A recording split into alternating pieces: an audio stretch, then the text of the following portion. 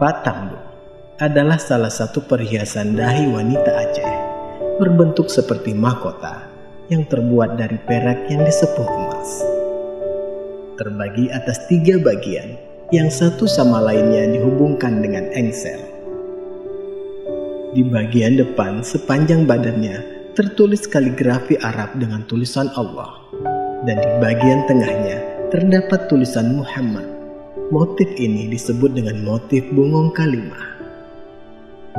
Patamdo bagi pengantin wanita memberikan makna bahwa sejak saat itu ia telah dinobatkan sebagai istri yang sah dan terlepas dari tanggung jawab orang tua dan membentuk rumah tangganya sendiri.